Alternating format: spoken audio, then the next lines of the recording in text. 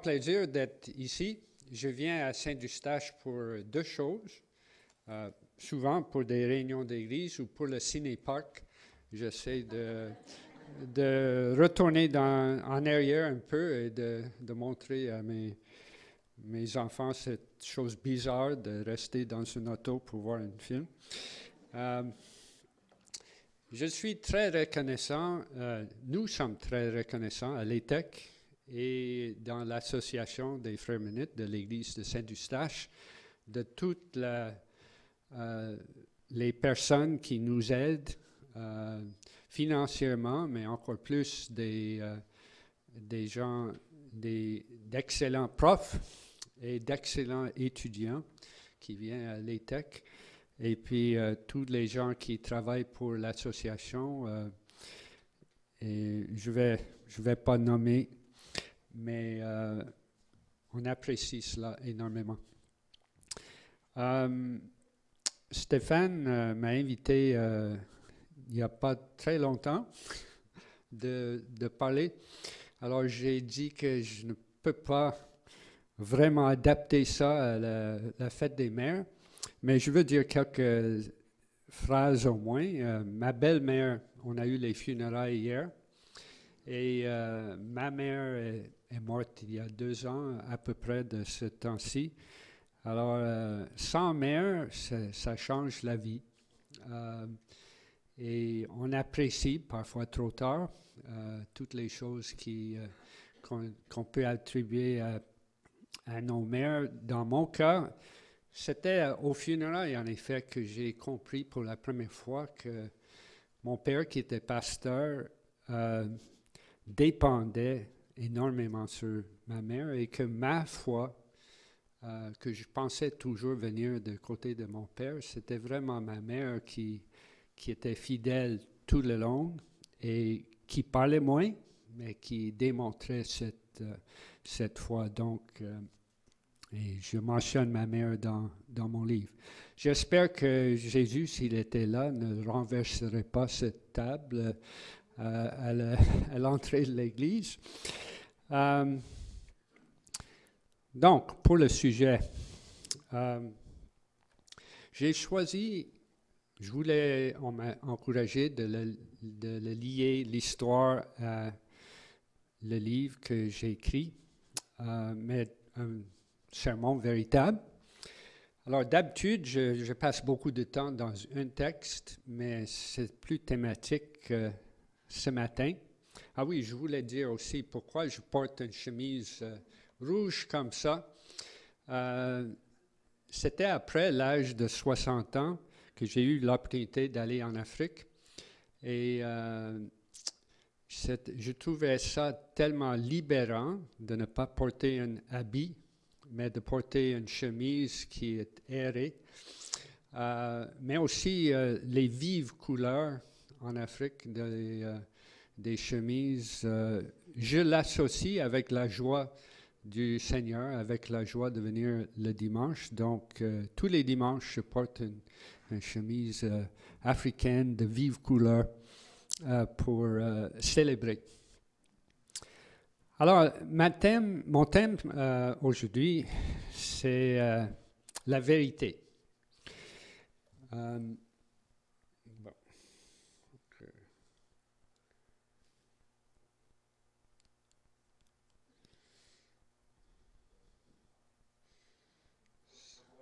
Hein? C'est bon? Oh. C'est pas ça que je voulais. C'est l'autre. C'est ça. Merci. Donc, la vérité. Et la vérité en Dieu, en effet, cette phrase, ta parole est la vérité, vient de Jésus. C'est lui qui l'a dit, mais il parlait à son Père. Et là, je vais retourner à l'histoire, puisque je l'enseigne depuis des années.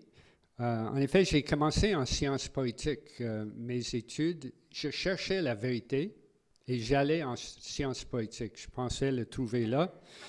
Et je pensais également que je pouvais transformer la vie transformer la société par la science politique. Plus que j'avançais, plus que j'ai trouvé que le but de science politique, c'est comment chercher le pouvoir et une fois qu'on l'a, comment le garder. Et c'est l'histoire qui m'a intéressé de plus en plus parce que là, on étudiait des personnes et on étudiait des changements dans les personnes, dans tous les âges, et on essayait de comprendre le passé. Donc, le but de l'histoire, c'est d'étudier le passé, de mieux comprendre. Je vois dans la Bible beaucoup d'accent sur l'histoire. Qu'est-ce que Dieu a fait dans le passé qui détermine, qui transforme notre vie de ces jours-là. Donc, dans les psaumes, par exemple. Oups.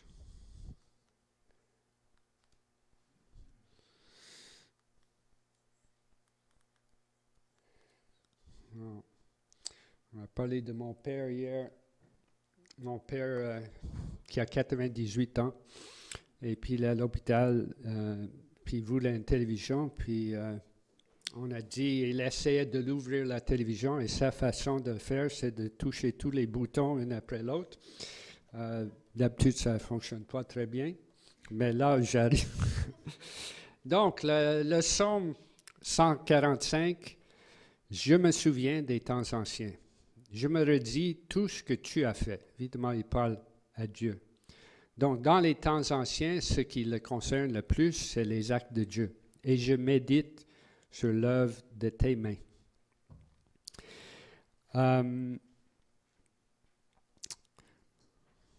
Donc, je dois...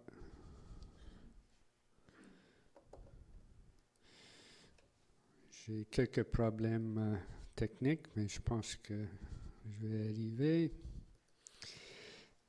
Ça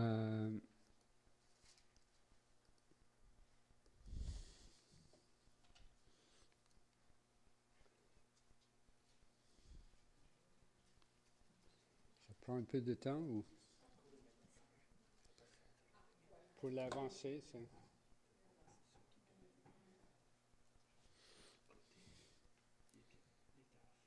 Ah, merci. OK. Donc, l'histoire, c'est les actes des humains en général.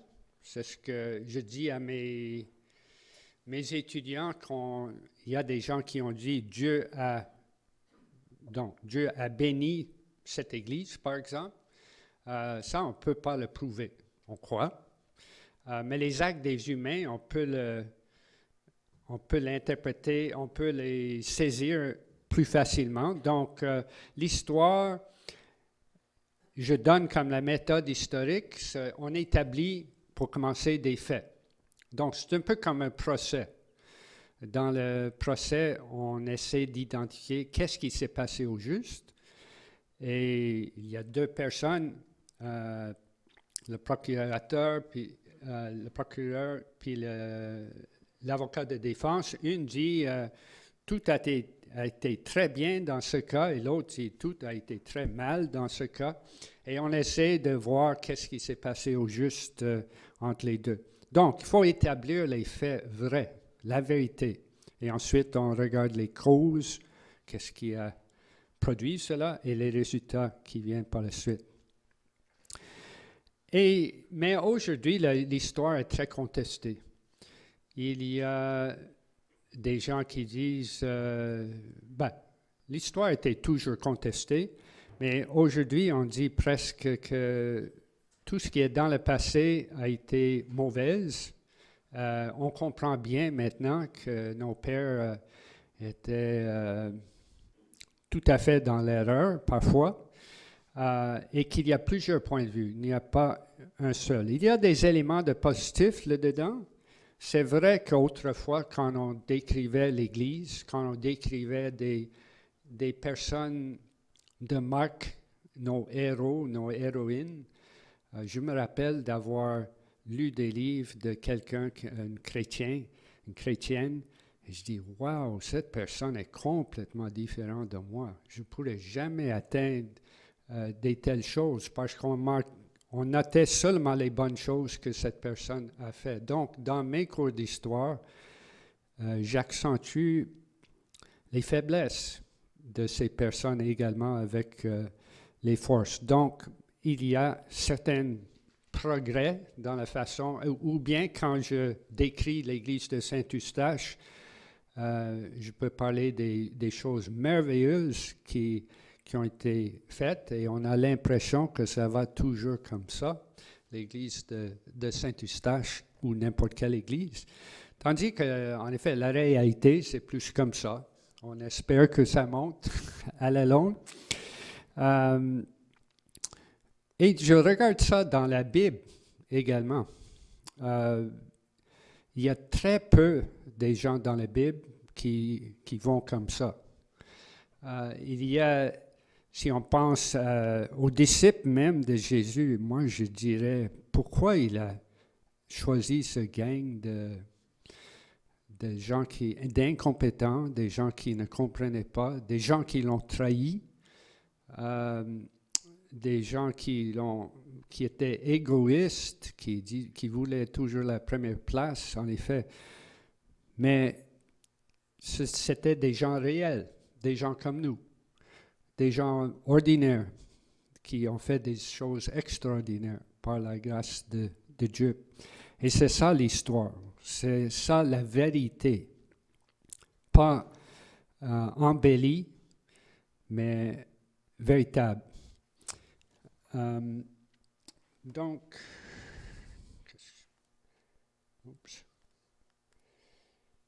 mais aujourd'hui, comme j'ai dit, c'est contester même l'idée qu'on pourrait trouver la vérité.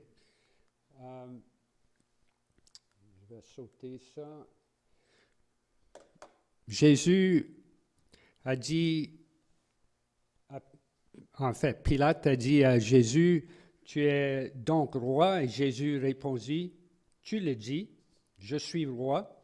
Si je suis né, je suis venu dans le monde, c'est pour rendre témoignage à la vérité. Toute personne qui est de la vérité écoute ma voix. » Et Pilate lui répliqua, « Qu'est-ce que la vérité? » Et c'est la phrase que plusieurs personnes demandent aujourd'hui. C'est assez moderne comme question. Et on répond, c'est ta vérité. De plus en plus, on dit, c'est ta vérité. J'ai pensé aux immigrants qui viennent ici, au Canada. Il me semble que presque tous les immigrants croient qu'il y a la vérité. Et autrefois, c'était commun ici de croire qu'il y a une vérité. Mais pour croire une telle chose, il faut croire qu'il y a quelque chose au-dessus de nous qui garantit ou qui peut révéler cette vérité. Et de plus en plus, ça manque dans notre société. Alors, ce n'est pas étrange que les gens disent « mais c'est ta vérité ». Des gens qui n'ont jamais rencontré Jésus, qui est la vérité, ce n'est pas étonnant qu'ils voient « c'est ton opinion tout simplement ». On ne peut pas dire qu'il y a une vérité.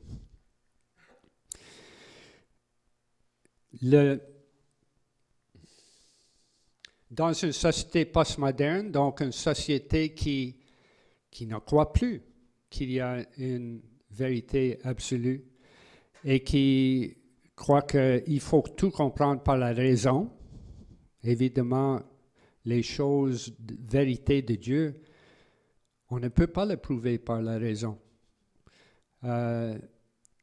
Si quelqu'un, je peux dire, moi je le crois, je peux le vivre. Et c'est notre grand défi de vivre la vérité et que les gens puissent le voir.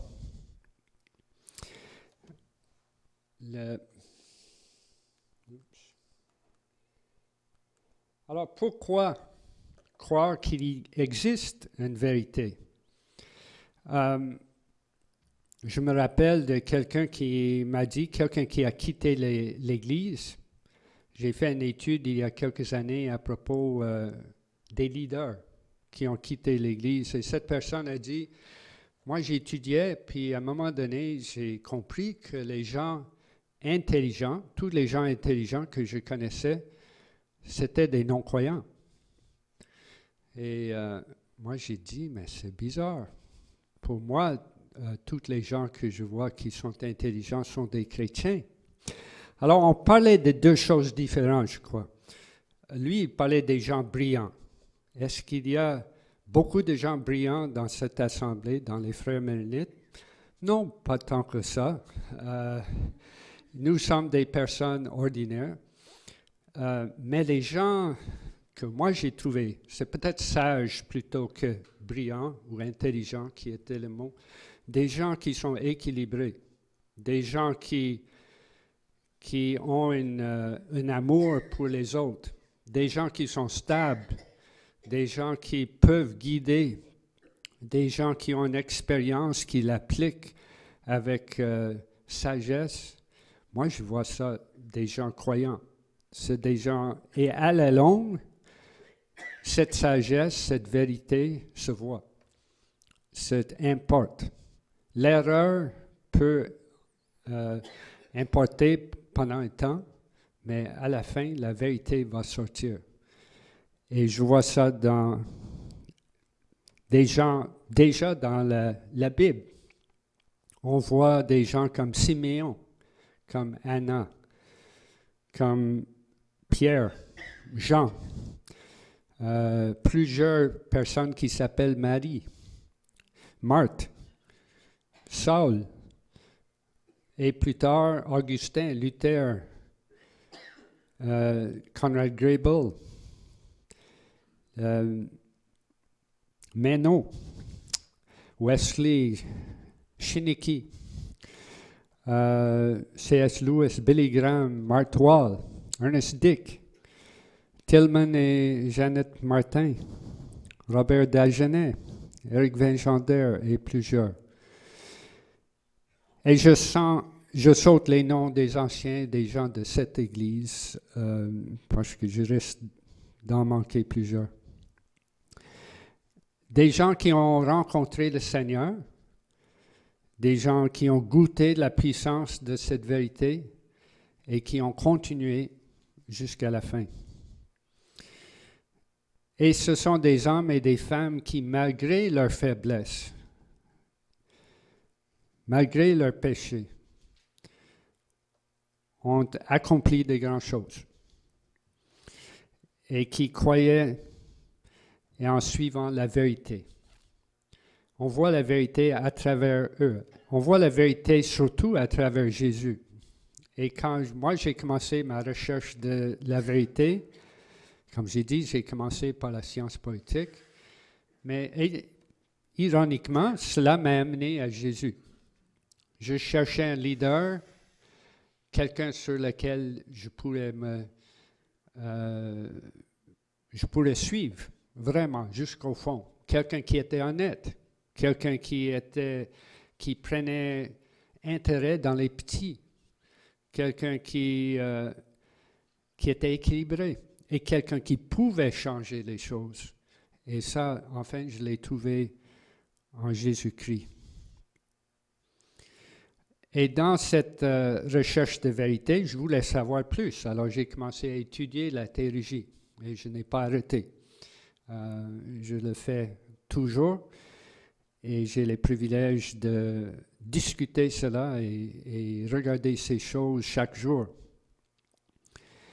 Et dans cette... mais ce qu'on trouve quand on monte dans les cycles différents, ça devient plus compliqué. On a plus de questions.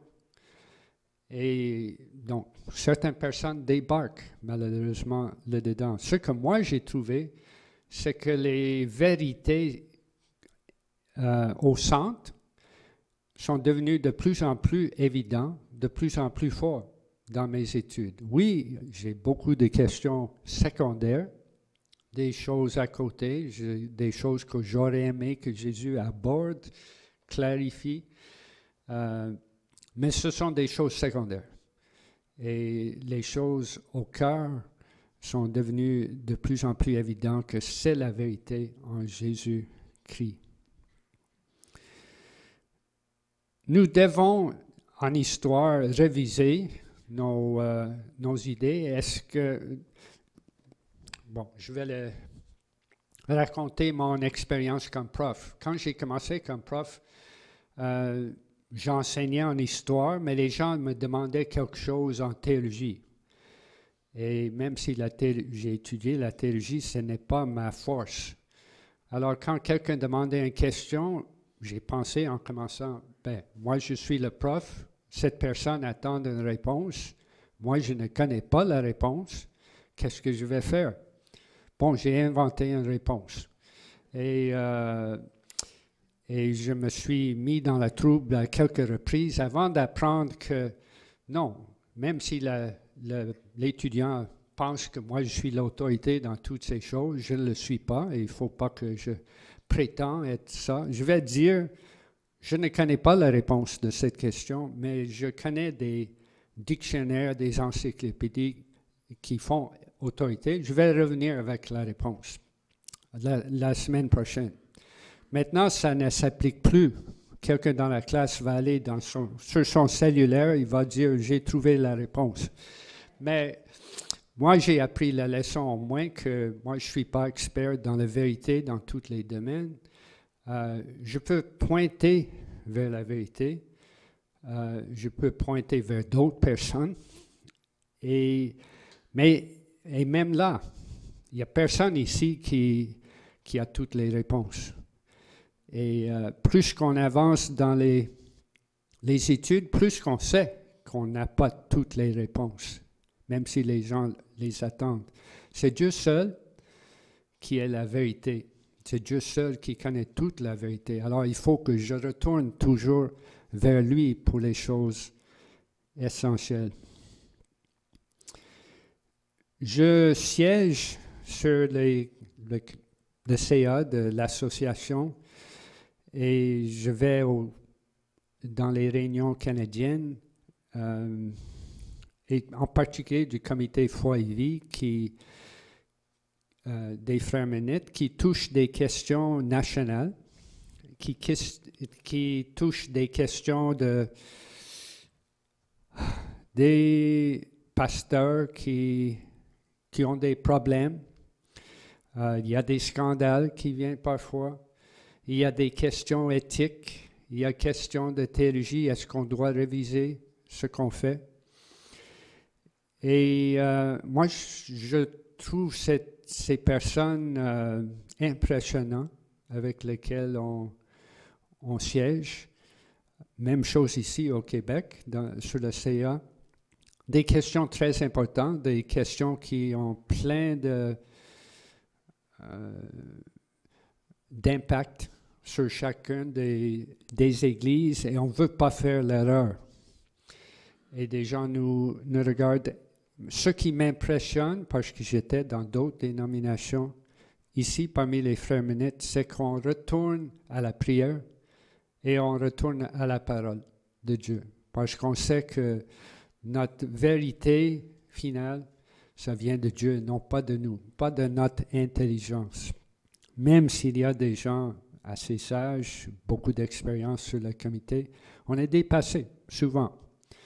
Et nous devons retourner à ces deux choses, la prière, consulter Dieu et consulter la parole écrite qu'il a donnée pour chercher les vérités bibliques dans ces questions difficiles. L'unité dans l'Église est de plus en plus difficile. Le COVID n'a pas aidé. Des gens commencent à de plus en dire c'est la vérité quand c'est ma vérité. Et d'insister là-dessus, nous devenons de plus en plus individualistes. Et parfois, ça corrige. Comme j'ai dit à quelqu'un pour le livre, moi, j'accueille bien des critiques, des corrections de ce livre parce que ce n'est pas la vérité.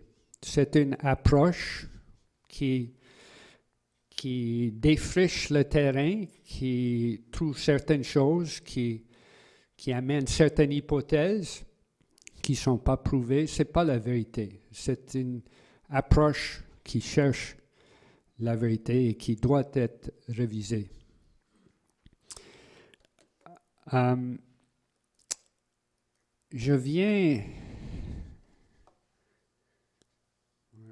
pas avancé cela comme il fallait. Oui, moi je crois que la vérité emporte éventuellement. Stéphane a écrit des livres sur le royaume de Dieu. Dans le royaume de Dieu, la vérité va emporter. Si pas aujourd'hui, si pas demain, quand Jésus revient et établisse pleinement cet royaume de Dieu. J'ai entendu quelques dans le passé, en fait, il y a plusieurs personnes qui ont dit Jésus va retourner à une telle date. Et j'ai écouté Hal Lindsey dans les années 80 qui disait, sans donner la date exacte, il a dit c'est certain Jésus va revenir dans cette décennie. Toutes les signes pointent vers cela. Ce n'était pas la vérité. Et maintenant, on a dépassé cette décennie. Donc, nous ne sommes pas la vérité, mais à la fin, la vérité va emporter. Et pour le trouver ici, à Saint-Eustache, dans nos propres vies, ça aide énormément d'avoir la communauté pour discerner c'est quoi la vérité. On a parlé il y a quelques années de l'herméneutique communautaire. Dieu apporte la vérité à travers plusieurs personnes.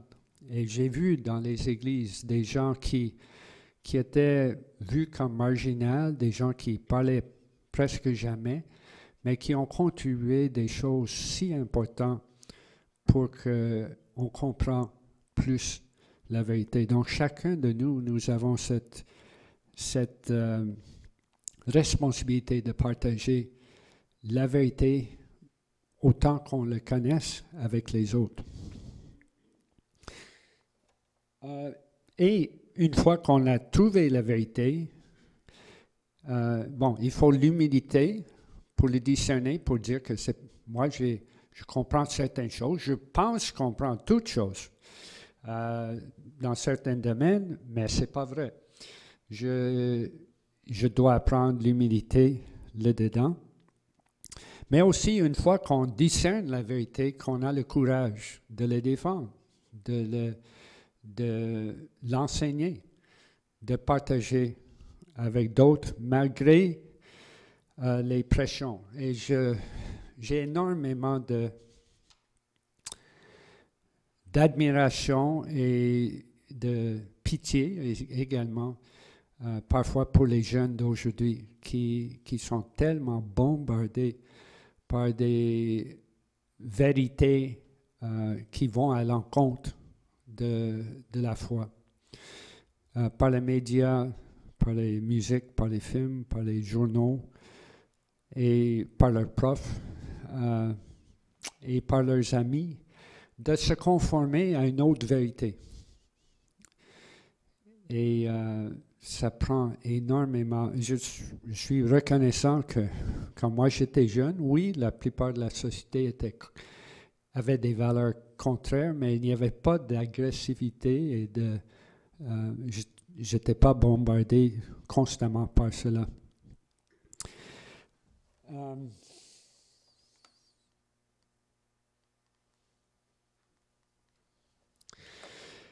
Alors,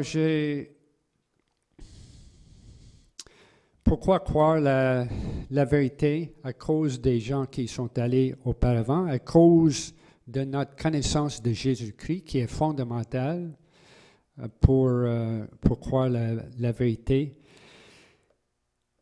Parce que Jésus a dit, je suis le chemin, la vérité et la vie. Et on n'en a pas d'autre.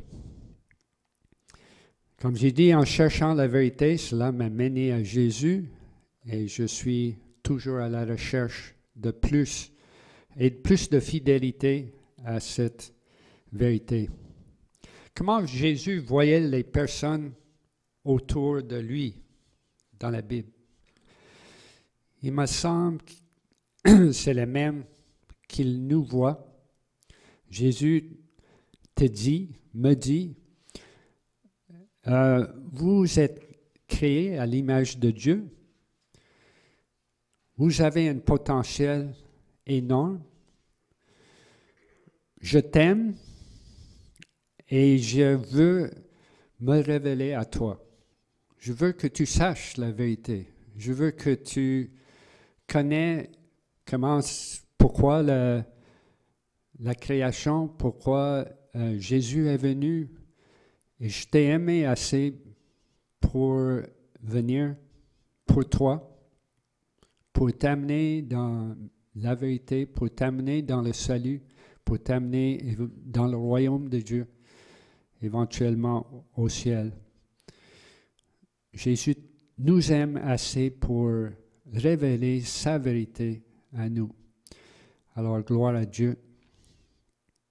Je veux prier. Merci Seigneur pour cette vérité qui nous donne une base solide pour vivre. Merci pour ton amour montré en Jésus-Christ.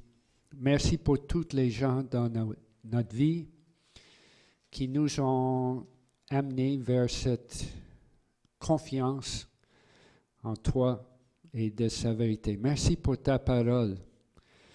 Je me rappelle quand je suis chrétien, j'ai commencé, après ma conversion, que j'ai vu avec des nouveaux yeux ta parole, que j'ai souligné les paroles qui m'ont touché le plus, et puis éventuellement, c'était tout souligné.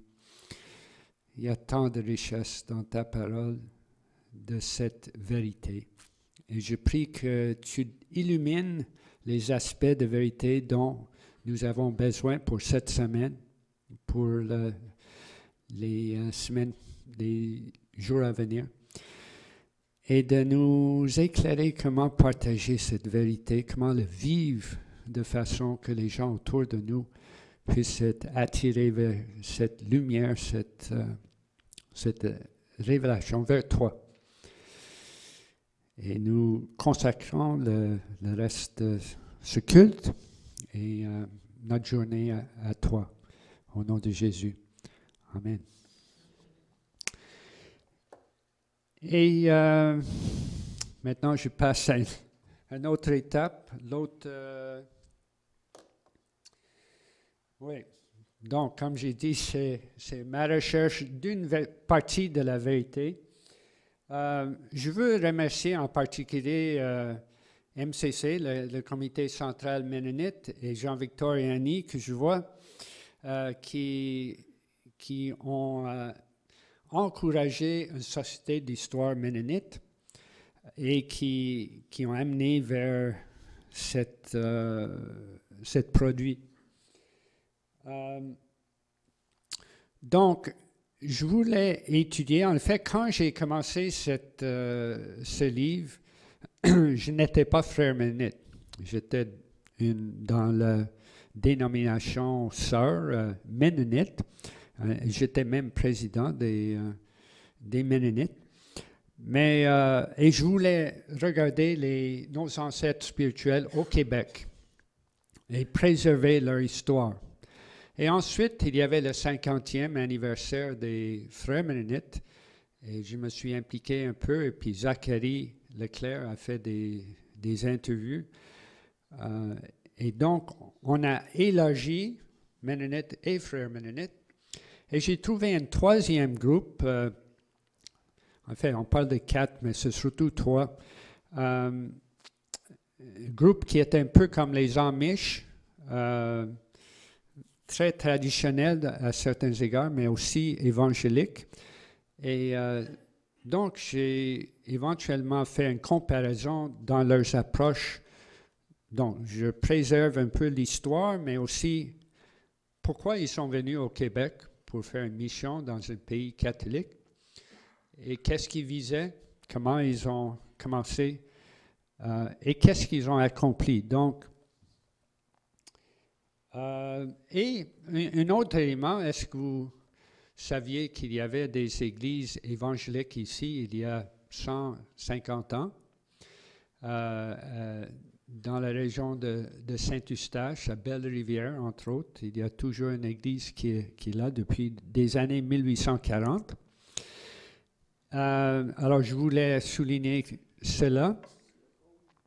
Et je voulais regarder les premiers missionnaires, Ernest Dick en particulier pour les frères mennonites. Je regardais un peu le réveil, l'expansion, là où Saint-Eustache a été établi. Mais également des choses connexes comme MCC, qui tout au long de ce livre a aidé financièrement et encouragement, et la Société d'histoire mennonite qui provient de MCC.